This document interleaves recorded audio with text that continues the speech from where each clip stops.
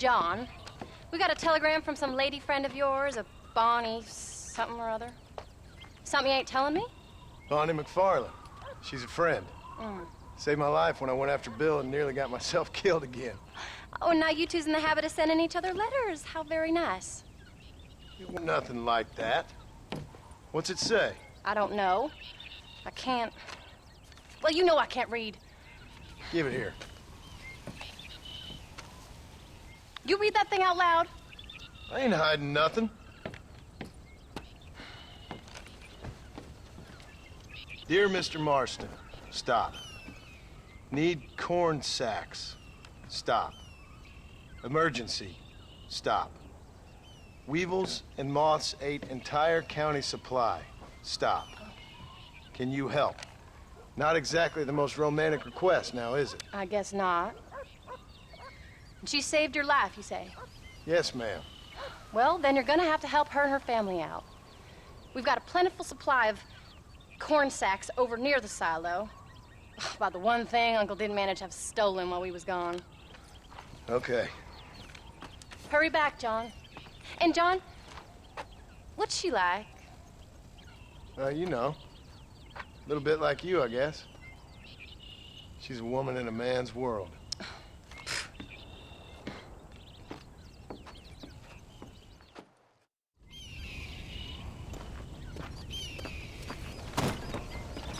John! Wait! I changed my mind. I'm coming with you. Well, come on then. Let's get going.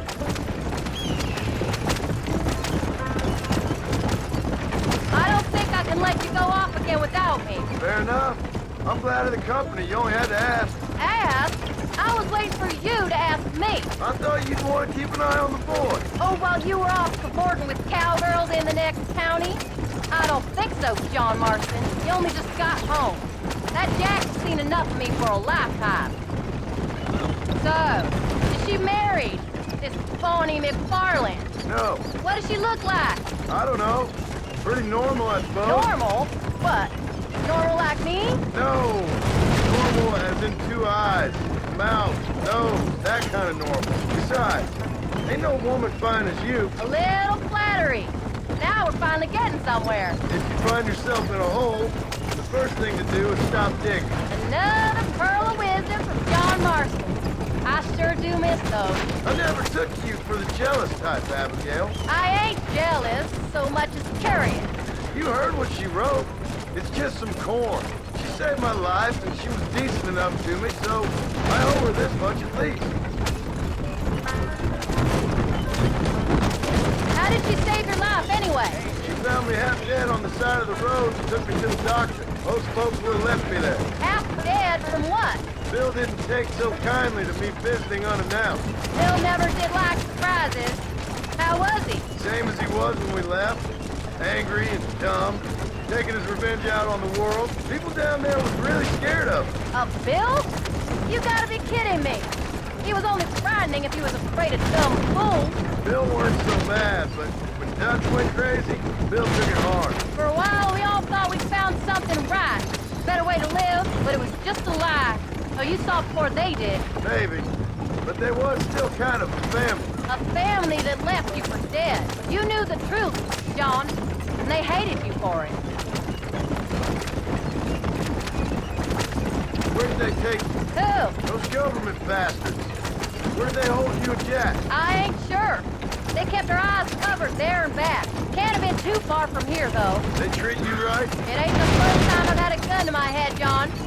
You're forgetting your marriage proposal. Very fun. No, they learned pretty quick what would happen if they laid a finger on me. Sons of bitches. It wasn't them or being there. I didn't care about that. I've been in far worse situations.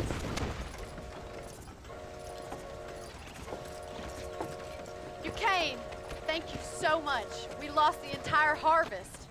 Miss McFarland, I'd like you to meet my wife, Abigail. Oh, ain't you quite the gentleman all of a sudden? It's a pleasure to meet you, Mrs. Marston. Likewise. Thank you for saving my husband's life. And for teaching the miserable goat some manners, among other things. I didn't teach him anything.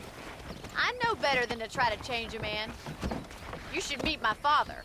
Oh, people can change, Miss McFarland. John and I have to believe that more than anybody. This is a decent first harvest for you, John. You should be proud. That's good land you got there. How are you feeling, Mrs. Marston? From what your husband told me, it must have been awful for you.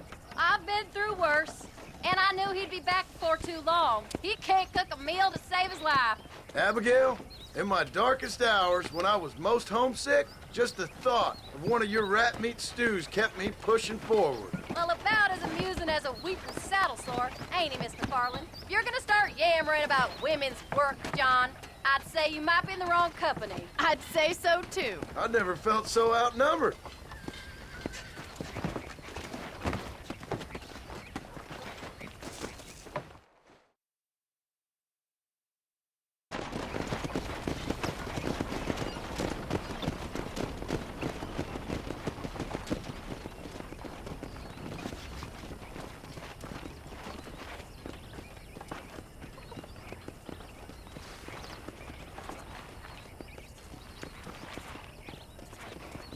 Ma'am?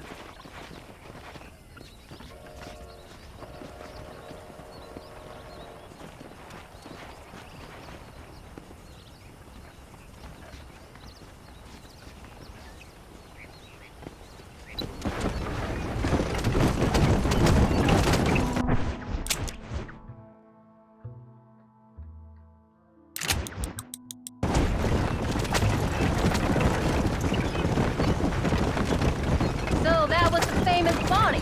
That was her, all right. She's pretty.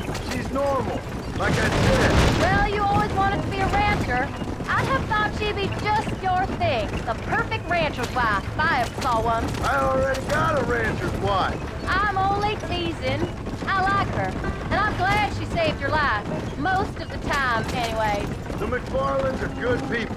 She did blush better than a shepherd's sunset when she saw you, though. I have that effect on women. You clearly had one too many blows to the head. You ain't wrong about that, Mrs. Marston. That's quite a ranch they got there. That'll be us someday. As soon as we get back on our feet. I don't know, John. How many times can we start again? An outlaw and a working girl. We ain't exactly farmers. We are now. Forget that life. It's over. Do you really believe that? We have to. It's the only way we'll ever have a future. The life we led, that doesn't go away.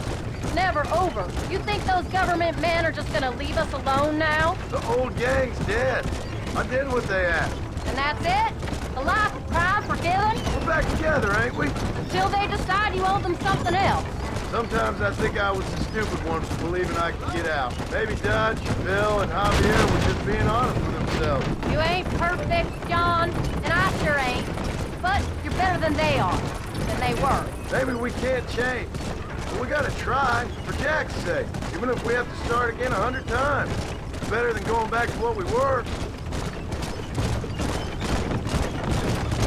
How's Jack doing? Angry, upset.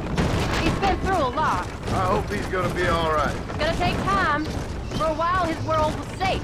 Normal, even. Then it got turned upside down again. He ain't saying much about it. I've tried to talk to him, but how do you explain any of this? What do you say when he asks about Uncle Phil and Uncle Gus?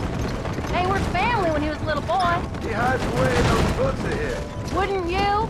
It ain't like the real world's done him many favors. He's just been kidnapped. He grew up with the gang. That's no life for a boy. We did our best to protect him. Come on, John. He saw things no boy should see.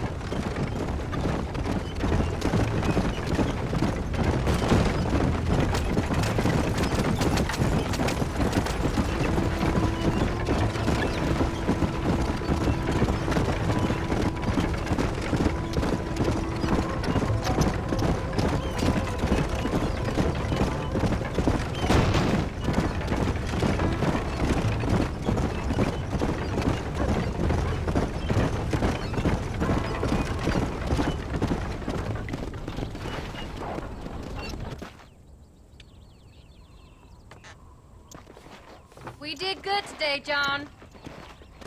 I guess I better go fix us something to eat.